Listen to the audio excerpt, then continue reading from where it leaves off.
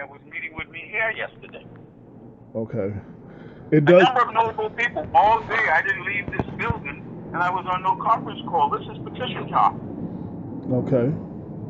So, I mean, if y'all are playing these games trying Whoa, to whoa, damage whoa! my Slow down, reputation, slow down. I'm and, not, I'm not with them. I'm reaching out to you, so Black and Westchester at least talks to you because you. I know you mentioned before. Damien has never, he had Doc on the show or something, and nobody gave you your chance to speak. And I'm calling you. I'm not writing something. Black Westchester's not writing something without talking to you. listen, let me give you a story. Now, Damien gets on, and I watched it when different people told me that I was being commented on. Now, Damien is all in left field. He's very angry because he's being investigated for election fraud. And he thinks we brought the investigation on him. You want me to tell you the story in that investigation? Absolutely, please. Here's the story in that investigation. He was running for the city council. And in running for the city council,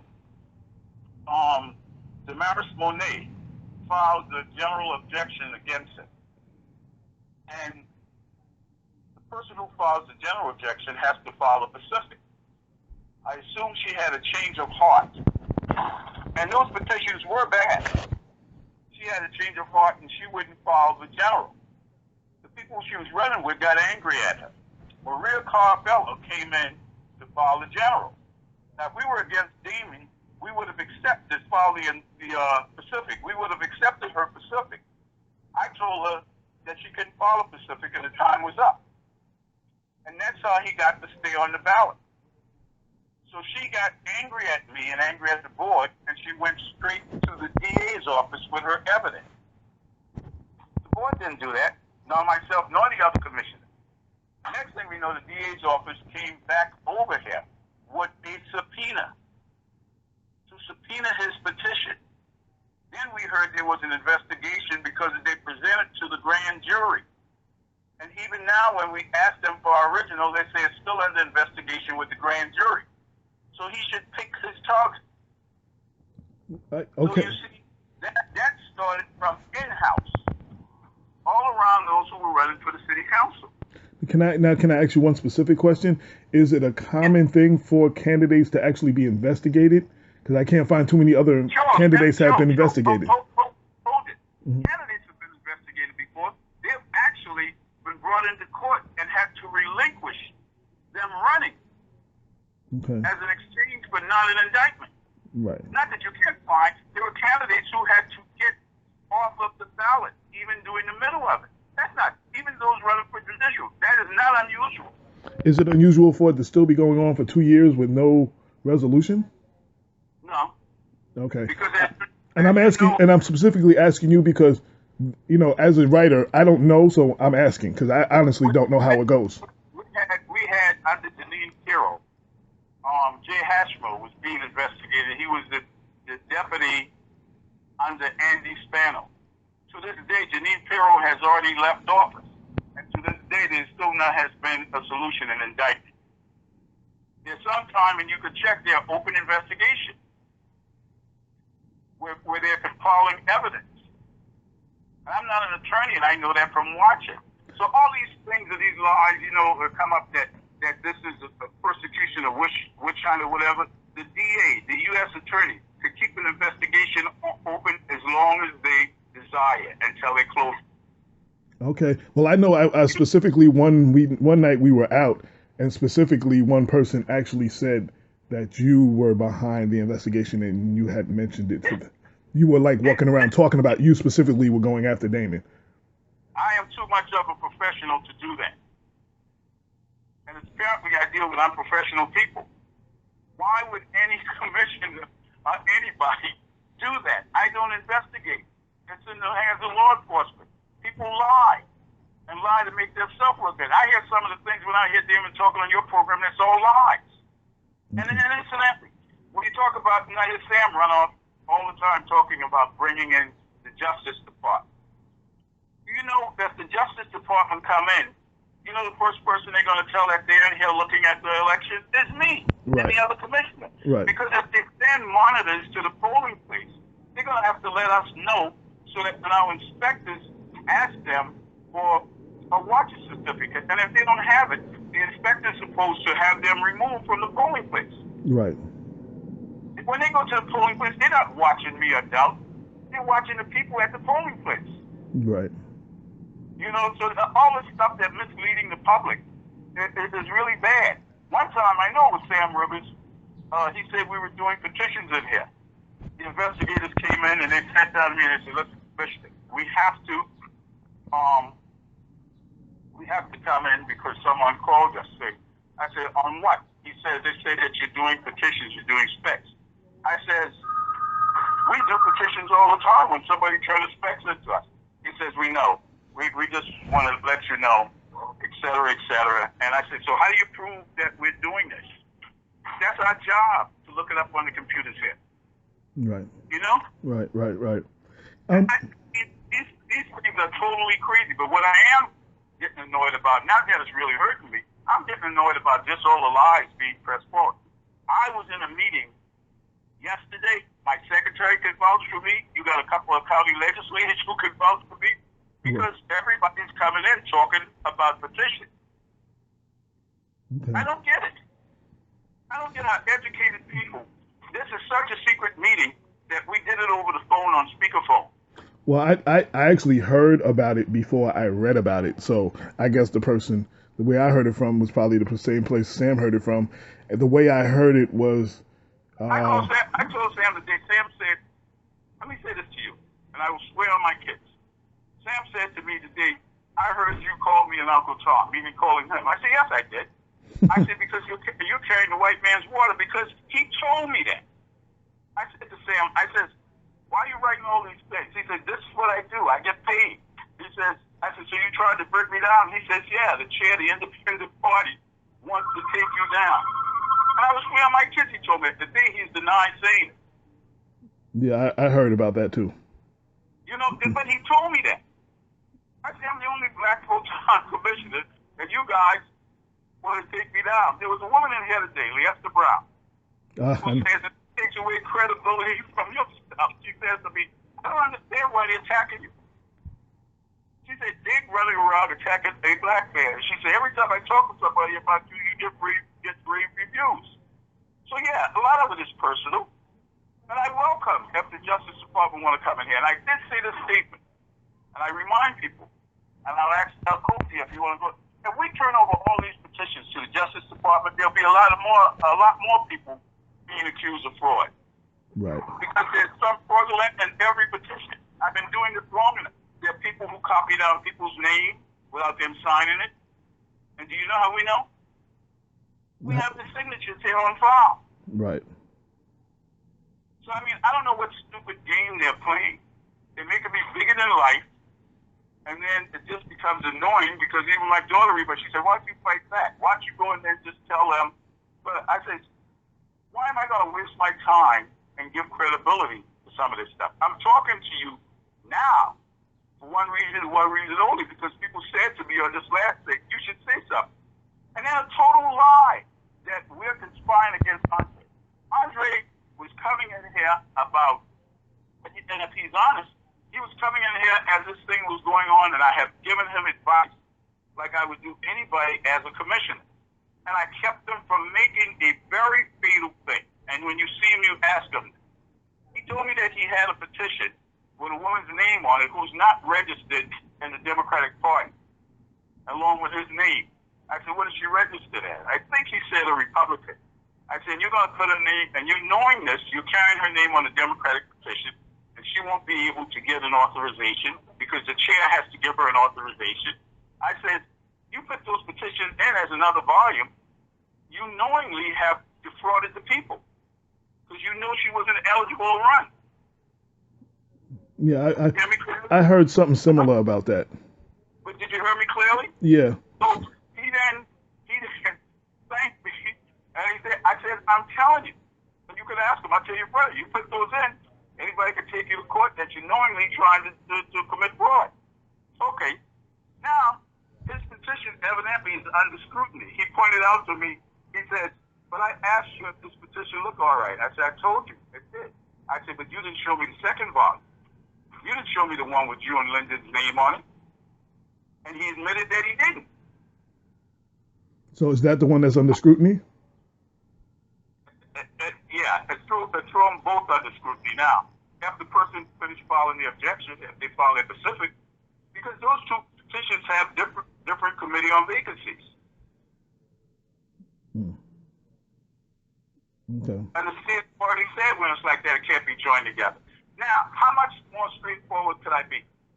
If I wanted to, pardon the expression, screw him, I didn't have to tell him any of that. I could have let him then put those other fraudulent petitions in. I have an unrelated question that has come up a lot in Mount Vernon. It has to do with Mayor Davis. There's been allegations whether he's eligible to still be mayor, whether the AG's office coming in, I've talked to the AG's office, they won't confirm or deny there's an investigation, so I can't get an answer from them. The office is not investigating it, and what Richie is using in that charter, if the mayor could not be in office, the feds would have took him out of office. Like any other case, just like the other people that's in federal court when they can't run. What happened with Ernie, he didn't defraud the city, not a misdemeanor against the city. It is a personal misdemeanor against him for his personal money. Doesn't it begin? If you're saying the charter literally says if you commit a misdemeanor, then a lot of people would be out of office. What about those who get misdemeanor for drunk driving? What about the county legislator who's still in office, who then was caught sniffing cocaine? And they charge him with a misdemeanor. So let's be real. Well, I think it's because the beginning part says if you willfully break any part of the law, or. But they meant that. But those things are fully written going back where ordinary people wrote. They meant the law against the city. But if it doesn't say that, and it just says the law, it can't be applied that way. AJ. I'm just asking. Like, I'm not a lawyer, so I'm asking. I'm really. Did you notice the U.S. attorney won't touch this? Well, did you notice the U.S. attorney wouldn't touch this? The same people who brought the charges for the tax wouldn't touch it. Okay. I mean, come on. That's any lawyer, any judge. Do you notice they want to? If it is actually so, then you wouldn't be running around saying this. You know what the person would be doing? What? Following in Article 78 and taking them to court. Okay. So that leads. Why did he take court to have him removed from office in court? Okay. That answers my second. Why isn't the governor's office then just give an official letter and give it to the attorney general to have him removed from? It's a very good question. I've asked myself those questions myself. Because they know he's not involved in something that will cause him to see. Okay. And even true, in that same thing, they would have barred him from seeking office again. And that has happened in this state. Now, that was the question I had, because I also do a segment on WFAS, and I actually raised that question. If he's not eligible, then how can he run? Like, if his eligibility to be in office is questioned, how can he then run for the same office his eligibility is being questioned for? That was a question. That's a question I've heard. Huh? Because his eligibility is not in question. Okay. So my next question, you answered my next question, kind of, sort of. If his eligibility was in question and he had all this around him, what made you want him to represent the party from Mount Vernon? That was like, if that was going to be my next question. The district leader gave him the nomination at a vote. And because his eligibility is not in question, because I know it's not in question. I know if it's not in question, I have asked many legal scholars, and I have asked those who prosecute these things. And they have answered me clearly like this. If the court would have then, as an agreement to his plea deal, remand that he give up his seat and never run for office again. You said those things have happened to other people. So that's why this is all political. This is all political BS to play on the minds of the uneducated voters. That's all. One last question, and it's another rumor that's surfacing, because again, I'm not a district leader, so I was not there. That there was a vote, and Clinton was up 5-4, and you voted and tied it up, and then it went to the floor. No, that's not true. And everybody in the room, that is not true. Clinton was not up 5-4. As a matter of fact, Clinton was down in the vote, then somebody switched their vote from somebody else without me calling any names. They switched their vote to Clinton, which created a tie. Okay. Yeah, because what I was told, it was 5-4, and you were the tying vote for Davis. No, they switched their vote. No, the mayor would have been leading. Yeah, the mayor would have been leading. Okay. The mayor was leading because the votes were split up. The mayor was leading, and I hadn't even voted yet. And the person switched to Clinton, and then I voted to make it a tie. Okay. Because the other person voted, and she will tell you that. She's not cheap. If it was necessary for her to tell you that, if I had permission to release her name, she would tell you that. Because she said, "Now I know what I'm going to do, Reggie. I'm going to make it tough for you." Exactly, those words. Quote. People want to lie, and people want to guess, etc.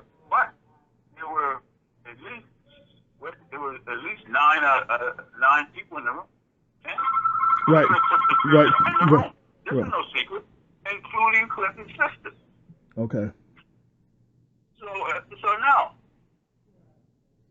And you've answered this question. I saw you answered it on Total Faith Network, and I'm sure you've been asked this question a lot about your dual role, well, actually triple role, being the Westchester chairman, the Mount Vernon chairman, and the Board of Election Commissioner, about that being a conflict of interest. And I've seen that there's 2 legislators trying to put legislation making that illegal. Yes, wait a minute. Let's back up.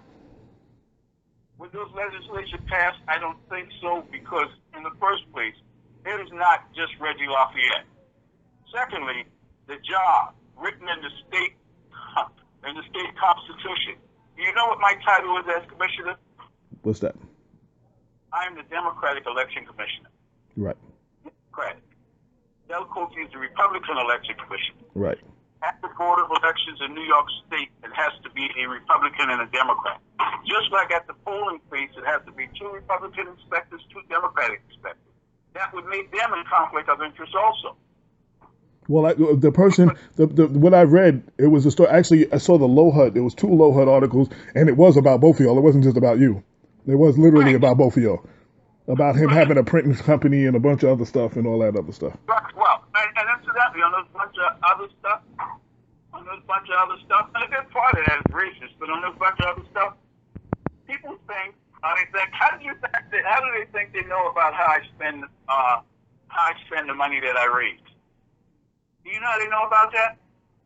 How? I have to report it in my finances. You can go online and see it. There's nothing illegal about that.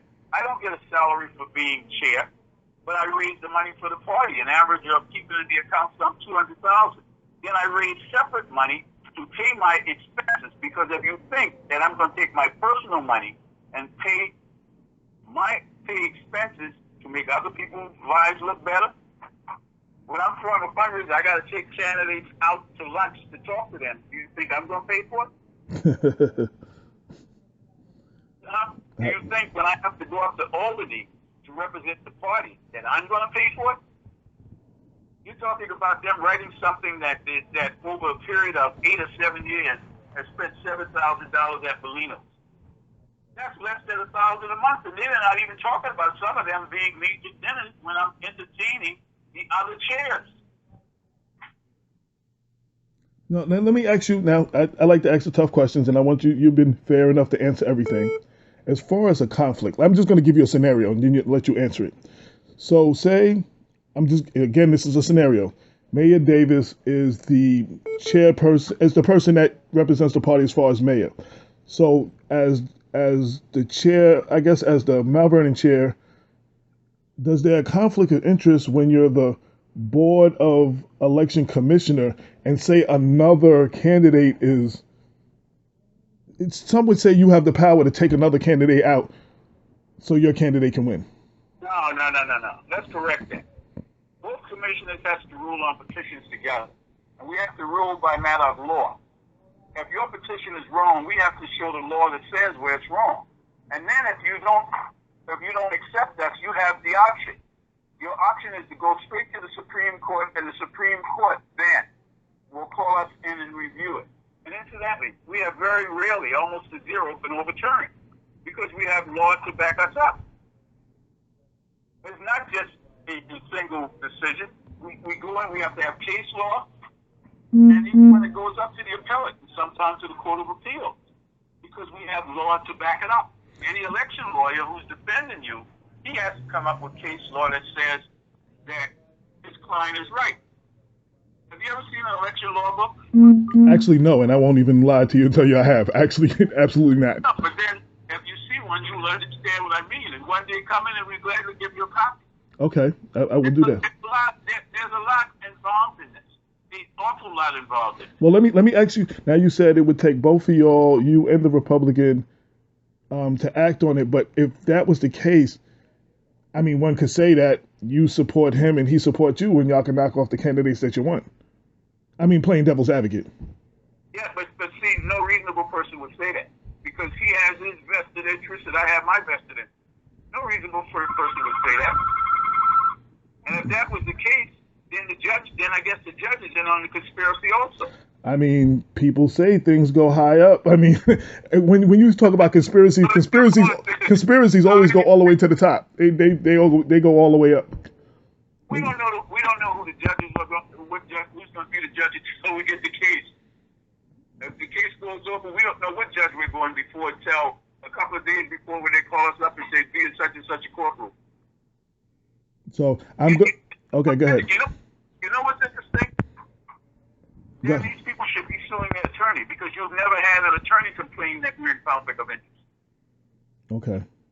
So I just from either side complain about that because they know how the law works. Right. I just want to confirm two things. One, you are not behind Damon's investigation, and two, there is no conspiracy to take Andre out. How can there be a conspiracy to take him out? I'm addressing. I just wanted to confirm. For what reason? For what reason?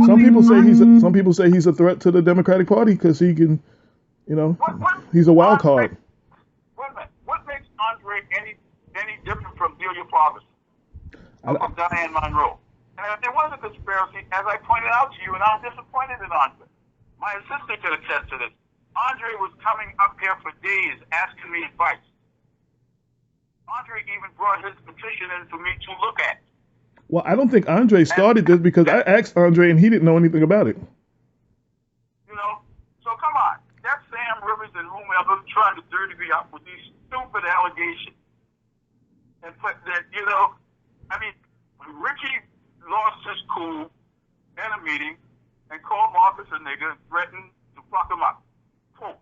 I ran that story. No, quote, actually happened. What, okay. I mean, when you said quote, were you there or did you hear a tape? No. Because I didn't hear no tape yet, so I'm saying it actually happened from the people who were there and the fact that Richie apologized for it. Okay. So he apologized for it. So in his apology, he's saying it actually happened. Second, what I'm saying second is, now Sam and whoever else want to spin it around that Marcus did all of this. I mean, come on.